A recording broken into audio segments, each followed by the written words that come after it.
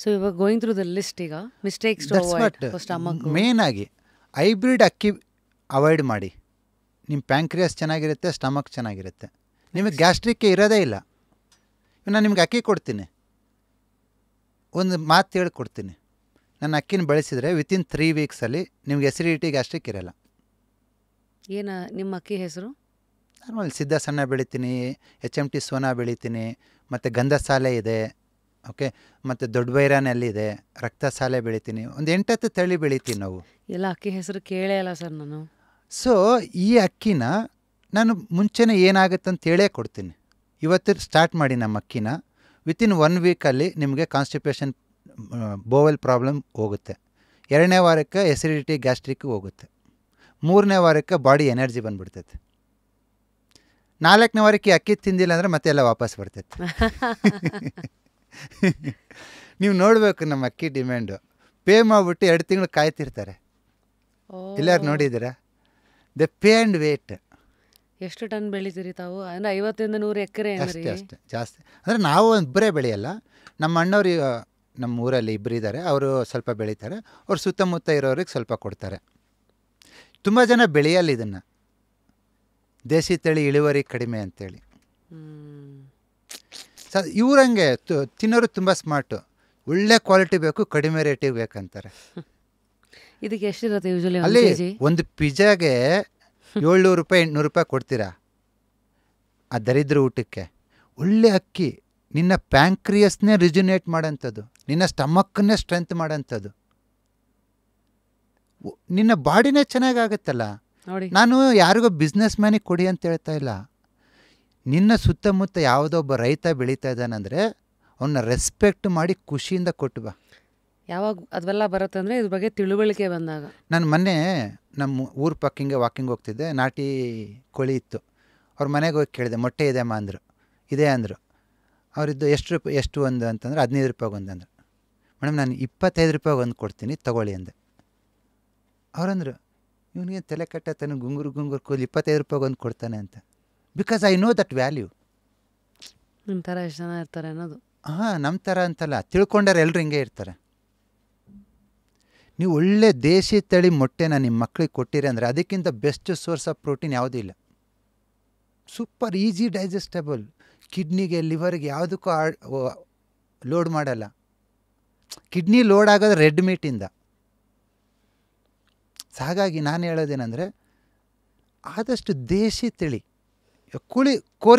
ಕುರಿ ತಿಂತಾರೆ, ಆಡು ತಿಂತಾರೆ, ಮಟನ್ನು. ಇಲ್ಲಿ ಮ್ಯಾಕ್ಸಿಮಮ್ ಬರೋದೇನು ಗೊತ್ತಾ, ಮಟನ್ನು 60-40 30-40 ಸೈಟಲ್ಲಿ ಶೆಡ್ ಆಗಿಬಿಟ್ಟು ಸಾಕಿರ್ತಾರೆ. ಹೌದು. ಆ ಮಟನಿಗೆ ಕ್ವಾಲಿಟಿ ಇರಲ್ಲ, ಮಜಲೆಲ್ಲ ಗಂಟು ಇರ್ತೈತೆ, ಎನರ್ಜಿನೇ ಇರಲ್ಲ. ಅದನ್ನು ತಿಂದರೆ ಇನ್ನೇನಾಗುತ್ತೆ? ನಿನ್ನ ಕಿಡ್ನಿ ಹಾಳದಂಗೆ ಲಿವರ್ ಹಾಳದಂಗೆ ಚೆನ್ನಾಗಿರ್ತೈತೆ. ಮತ್ತು ಸಿಟಿಲಿ ಹೆಂಗೆ ಜೀವನ ಮಾಡೋದಂತ. ನನ್ನ ಮಟನ್ ಹಿಡ್ಕೊಂಡು 45 ಕಿಲೋಮೀಟ್ರ್ ಹೋಗ್ತೀನಿ. ಕನಕಪುರ ಆಚೆ, ಕೋಡಿಹಳ್ಳಿ, ಅಲ್ಲೆಲ್ಲ ಎಲ್ಲಿ ಚೆನ್ನಾಗಿ ದೇಶಿ ತಳಿ ಮಟನ್ ಸಿಗುತ್ತೆ. ಹೆಂಗಾಗೋಯ್ತಂದರೆ ಆರೋಗ್ಯಕರ ಆಹಾರ ಇವತ್ತು ದೊಡ್ಡ ಲಕ್ಸುರಿಯಾಗಿ ಹೋಗಿದೆ. ಅಂದರೆ ಅಷ್ಟು ನಾನು ಹೇಳೋದಷ್ಟೇ, ನಾನು ಇವತ್ತು ದುಡ್ಡು ದೊಡ್ಡದಲ್ಲ, ಒಳ್ಳೆ ಆಹಾರ ಆರೋಗ್ಯ. ಅದು ಇವಾಗ ಯಾರು ನಾಟಿ ಕೋಳಿ ಐತಂದ್ರೆ ಅವ್ರು ಹೇಳ್ತಾರೆ 800 ರೂಪಾಯಿ ಅಂತಾರಲ್ಲ. ಮೇಡಮ್ 200 ರೂಪಾಯಿ ಎಕ್ಸ್ಟ್ರಾ ತೊಗೊಳ್ಳಿ, 1000 ರೂಪಾಯಿ ಕೊಟ್ಟು ಕೋಳಿ ಎತ್ಕೊಂಬರ್ತೀನಿ ನಾನು. ಯಾಕೆ ಗೊತ್ತಾ? ಆ ಒಂದು ನಾಟಿ ಕೋಳಿ ನನಗೆ 2 ವಾರಕ್ಕೆ ಬೇಕಾಗಿರೋ ಎನರ್ಜಿ ಕೊಡ್ತೈತೆ. ಮತ್ತು ಅಲ್ಲಿ ಯಾವುದೂ ಇದಿಲ್ಲ, ಇಂಜೆಕ್ಟೆಡ್ ಹಾರ್ಮೋನ್ಸ್ ಇಲ್ಲ. ಆಹಾರ ನೋಡೋ ರೀತಿ ಸಿಂಪಲ್ ಮೇಡಮ್. ಒಳ್ಳೆ ಕೊಬ್ಬು ತಿಂದರೆ ಲಿವರ್ ಸೂಪರ್ ಇರ್ತೈತೆ. ಕೊಬ್ಬು ತಿನ್ನೋದೇ ಆ ಜಿಡ್ಡು ಬೇಕು ಅಂತ. ಇದು ನಾನು ಮೂವ್ ಮಾಡ್ತೀನಿ. ಈ ಫಿಕ್ಷನ್ ಆಗಬಾರ್ದು ಅಂದರೆ ಅಲ್ಲಿ ಜಿಡ್ಡು ಬೇಕು. ನಾನು ನಿಮ್ಮ ಹತ್ರ ಗಂಟೆಯಿಂದ ಮಾತಾಡ್ತಾ ಇದ್ದೀನಿ, ಇಲ್ಲಿ ಜಿಡ್ಡು ಬೇಕು, ಇಲ್ಲಿ ತಲೆ ಓಡಿಸ್ತಾ ಇದ್ದೀನಿ. ಎಂಟೈರ್ ಮೆದುಳಾಗಿರೋದೇ ಕೊಬ್ಬಿನಿಂದ. ಎಲ್ಲ ಕೊಬ್ಬಿಗೆ ಸೋರ್ಸು ಕೊಬ್ಬು. ನೀನು ಎಣ್ಣೆಯಲ್ಲಿರೋ ಕೊಬ್ಬನ್ನೆಲ್ಲ ತೆಗೆದುಬಿಟ್ಟು ತಿಂದರೆ ಎಂಥ ಕೊಬ್ಬದು? ಕೊಬ್ಬಲ್ಲ, ಅದು ಬಂದು ನಿನ್ನ ಹಾಳು ಮಾಡುತ್ತೆ ಲಿವರ್ನ. ನೀವು ಯಾವುದಾರು ಎಣ್ಣೆ ತಿನ್ನಿ, ಅದು ರಿಫೈನ್ಡ್ ಆಗಿರಬಾರ್ದು. ಕೋಲ್ಡ್ ಪ್ರೆಸ್ ಓಕೆನಾ? ಬಟ್ ನೀನು ಎಲ್ಲಿದೆಯಾ ಅಂತ ನೋಡ್ಕೊಂಡು ತಿನ್ನು. ತುಂಬ ಜನ ಬೆಂಗಳೂರವ್ರು ಬರ್ತಾರೆ, ಸಾರ್ ನಾನು ಒರ್ಜಿನ್ ಕೊಕೊನಟ್ ಆಯಿಲ್ ಉಪಯೋಗಿಸ್ತೀನಿ ಸರ್ ಅಂತಾರೆ. ನಾನು ಹೇಳ್ತೀನಿ ನೀನು ಪಕ್ಕಾ ಪೇಷಂಟ್. ಯಾಕೆ ಅಂದರೆ ನೀವೇನು ಕೋಸ್ಟಲ್ ಏರಿಯಾದಲ್ಲಿ ಇಲ್ಲ? ಹಾಂ, ಕೊಕೊನಟ್ ಈಸ್ ಕೋಲ್ಡ್. ಕೋಸ್ಟಲ್ ಏರಿಯಾದಲ್ಲಿ ಹ್ಯುಮಿಡಿಟಿ ಇರ್ತತೆ, ಬಿಸಿ ಇರ್ತತೆ, ಅವ್ರು ತಿನ್ಬೋದು. ಅವ್ರಿಗೆ ಆಪೋಸಿಟ್ ಅದು ಬೇಕದು. ಬೆಂಗಳೂರು ಕೋಲ್ಡ್ ವೆದರಲ್ಲಿ ನೀನು ಕಡಲೆಕಾಯಿ ಎಣ್ಣೆ ತಿನ್ನಬೇಕು. ನೀನು ಇಲ್ಲಿ ಬಂದುಬಿಟ್ಟು ಕೊಕೊನಟ್ ಆಯಿಲ್ ತಿಂತೀನಂದ್ರೆ ಲಿವರ್ ಡಮರ್. ನೋಡಿದ್ರಾ? Thank you. ನಮ್ಮ ಅಜ್ಜಿ ಎಲ್ಲ ಹಳೆಯ ಕಾಲದಲ್ಲಿ ಕಡಲೆಕಾಯಿ ಎಣ್ಣೆನೂ ಉಪಯೋಗಿಸಿ ಪುಳಿಯೋಗರೆ ಇವೆಲ್ಲ ನಾಪ್ಕ ಇದೆ ನಮಗೆ. ಬೆಂಗಳೂರಲ್ಲೆಲ್ಲ ಉಪಯೋಗಿಸೋದಿದೆ ಕಡಲೆಕಾಯಿ ಎಣ್ಣೆ ಮೇಡಮ್, ಮೊದಲು. ನೀವು ನಮ್ಮ ಮನೆ ಇಲ್ಲಿಂದ 1 ಗಂಟೆ ಬನ್ನಿ, ಇನ್ನೊಂದು ವಾರಕ್ಕೆ ಕಡಲೆಕಾಯಿ ಕಿತ್ತೀವಿ. I am not joking.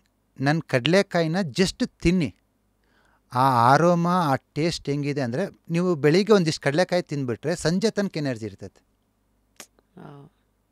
I will show you the original taste of ಕಡಲೆಕಾಯಿ ಎಣ್ಣೆದು. ಆ ಗಮ್ ಅಂತಿರ್ತೈತೆ. ನಾವು ನಮ್ಮ ಆರ್ಗನ್ಸನ್ನು ನಾವೇ ಆಹಾರದಿಂದ ಹಾಳು ಮಾಡ್ತಾಯಿದ್ದೀವಿ. ಇವಾಗ ಮಾಡ್ರನ್ ಸೈನ್ಸ್ ಹೇಳುತ್ತೆ ಹೈಬ್ರಿಡ್ ಗೋಧಿನಲ್ಲಿ ಗ್ಲೂಟೆನ್ ಅಂತ ಒಂದು ಪ್ರೋಟೀನ್ ಇರುತ್ತೆ, ಅದು ಲಿವರ್ನ ಹಾಳು ಮಾಡುತ್ತೆ. ನಾನು ಹೇಳ್ತಿರೋದಲ್ಲ, ಮಾಡ್ರನ್ ಸೈನ್ಸ್ ರಿಸರ್ಚ್ ಹೇಳ್ತಾ ಇದೆ. ನಾನು ಹೇಳ್ತಾ ಇದ್ದೀನಿ, ಹೈಬ್ರಿಡ್ ಗೋಧಿ ಯಾಕೆ ತಿಂತೀರಾ? ಜವೆ ಗೋಧಿ, ಸಾಂಬಾ ಗೋಧಿ, ಎರೆ ಗೋಧಿ ಅಂತ ಇದೆ. ಉತ್ತರ ಕರ್ನಾಟಕ, ಮಹಾರಾಷ್ಟ್ರ, ಮಧ್ಯಪ್ರದೇಶದಲ್ಲಿ ಬೆಳೀತಾರೆ. ನಿಮ್ಮ ಇದು ನವಣೆ ಇದ್ರ ಬಗ್ಗೆ ತಮ್ಮ ಅಭಿಪ್ರಾಯ ಏನು? ಮಿಲೆಟ್ಸು, ಮೇಡಮ್, ಸಜ್ಜೆ. ಒಂದು ಹೇಳ್ತೀನಿ ನೋಡಿ, ಎಲ್ಲ ದೇಶಿ ತಳಿ ಸೂಪರ್ಬ್. ತುಂಬ ಜನಕ್ಕೆ ಏನಾಗ್ತಿದೆ ಗೊತ್ತಿ, ಇತ್ತೀಚಿನ ನೀವು ನವಣೆ ಕೊರಲೆ, ಊದ್ಲು, ಸಾಮೆ ತಿನ್ಬೇಕಂತಾರೆ. ಅವ್ರು ತಿನ್ನೋಕ್ಕಾಗಲ್ಲ, ಬಿಡೋದಿಲ್ಲ. ನಾನು ಹೇಳ್ತಿದ್ದೀನಿ, ಇವಾಗ ಆಂಧ್ರಾಗೆ ಹೋದರೆ 3 ಹೊತ್ತು ಅನ್ನೇ ತಿಂತಾರೆ. ಅವ್ರೇನು ಚೆನ್ನಾಗಿಲ್ವಾ? 100 ವರ್ಷ ಬದುಕಿಲ್ವಾ? ನಾನು ಹೇಳ್ತಿರೋದು 3 ಹೊತ್ತು ಗೋಧಿನೇ ತಿನ್ನು, 3 ಹೊತ್ತು ಅನ್ನನೇ ತಿನ್ನು, 3 ಹೊತ್ತು ರಾಗಿನೇ ತಿನ್ನು, ಜೋಳನೇ ತಿನ್ನು. ಬಟ್ ಅದು ಹೈಬ್ರಿಡ್ ಇರಬಾರ್ದು. ಅರ್ಥ ಆಯ್ತು ಮೇಡಮ್. ಮಿಲೆಟ್ಸು ಹೈಬ್ರಿಡ್ ಆಗಿಲ್ಲ, ಅದಕ್ಕೂ ಅದು ಒಳ್ಳೆಯದು. ಹಂಗಂತ ಅಕ್ಕಿ ಕೆಟ್ಟದಂತಲ್ಲ, ಹೈಬ್ರಿಡ್ ಕೆಟ್ಟದು. ಇದಕ್ಕೆ ಎಷ್ಟು ಯೂಶಲಿ ಅಕ್ಕಿದೆಲ್ಲ ಬೆಲೆ? It varies based on the ತಳಿ ಮೇಡಮ್. ದೊಡ್ಡ ಬೈರನೆಲ್ಲ ರಕ್ತಸಾಲಿ ಅಂತ ಬರುತ್ತೆ, ಅದು ತುಂಬ ಕಡಿಮೆ, 20-25 ಚೀಲ ಬರುತ್ತೆ. ಅದು ಆಬ್ವಿಯಸ್ಲಿ 120-130 ರೂಪಾಯಿ ಆಗುತ್ತೆ. ಡಿಮ್ಯಾಂಡ್ ವರ್ಸಸ್ ಸಪ್ಲೈ ಅಂತಲ್ಲ, ಇಳುವರಿ. ಅದೇ ಅಂದರೆ ನೀವು ಎಷ್ಟು ಬೆಳಿತೀರೋ ಅದಕ್ಕೆ ತಕ್ಕಂತೆ ತುಂಬ ಹೆಚ್ಚಿದ್ರೆ ಅದಕ್ಕೆ. ಇವಾಗ ಹೈಬ್ರಿಡ್ ಅಕ್ಕಿ ಬೆಳೆದ್ರೆ 1 ಎಕರೆಗೆ 50 ಚೀಲ 60 ಚೀಲ ಬೆಳೀತೈತೆ, 1 ಎಕರೆಗೆ. ದೇಶಿ ತಳಿ ಆದರೆ 30 ಚೀಲ 35 ಚೀಲ 25 ಚೀಲ ಬೆಳೀತೈತೆ. ಇಳುವರಿ ಕಮ್ಮಿ ಆಯ್ತು ಅಂದಮೇಲೆ ನೀನು ನಾರ್ಮಲ್ ಮಾರ್ಕೆಟಲ್ಲಿ 60-70 ರೂಪಾಯಿಗೆ ಹೈಬ್ರಿಡ್ ಸೋನಾ ಮುಸ್ರಿ ಸಿಗ್ತತೆ. ಅದೇ ರೇಟ್ ನಾನು ನಿನಗೆ ಕೊಡ್ತೀನಿ ಅಂದರೆ ಅವನು ಹೇಳ್ತಾನೆ, ರೈತ ಇದು ಎಕರೆ 30 ಚೀಲ ಬೆಳೀತೈತೆ, ಇದನ್ನಾಕೆ ನಾನಾಗಿ ಬೆಳೀಲಿ, ಒಂದೇ ರೇಟ್ ಕೊಟ್ಟರೆ. ಅದು 50-60 ಚೀಲ ಬೆಳೀತೈತೆ ಹೈಬ್ರಿಡು, ಅದನ್ನೇ ಬೆಳಿತೀನಿ. ಹೈಬ್ರಿಡ್ ಬೆಳೆಯೋರು ಹೆಂಗೆ ಬೆಳೀತಾರೆ ಗೊತ್ತಾ? ನಾನು ಹೇಳ್ತೀನಿ. ನಮ್ಮ ತುಂಗಭದ್ರಾ ಅಚ್ಚುಕಟ್ಟೆ ನಮ್ಮೂರಿರೋದು. ತುಂಗಭದ್ರಾ ಡ್ಯಾಮ್ ಮುಂದ್ಗಡೆನೇ ನಮ್ಮೂರು, ಹಂಪಿ ಹತ್ರ. ಮೊದಲು ನಮ್ಮಪ್ಪರು ಏನು ಮಾಡೋರು ಅಂದರೆ, ಎಲ್ಲ ಭತ್ತನೆಲ್ಲ ಮಾರಿಬಿಟ್ಟು ಬೀಜಕ್ಕಂತ ಉಳಿಸ್ಕೊಳೋರು. ಇವಾಗ ಯಾರು ಬೀಜಕ್ಕಂತ ಉಳಿಸ್ಕೊಳಲ್ಲ, ಎಲ್ಲ ಮಾರಿಬಿಡ್ತಾರೆ. ಕಂಪ್ನಿಗೆ ಹೋಗ್ಬಿಟ್ಟು ಹೈಬ್ರಿಡ್ ಬೀಜ ಮಾರೋ ಕಂಪ್ನಿಗೆ ಹೋಗ್ಬಿಟ್ಟು ಜಾಸ್ತಿ ಇಳುವರಿ ಬರುತ್ತಂತ ಆ ಬೀಜ ತರ್ತಾರೆ.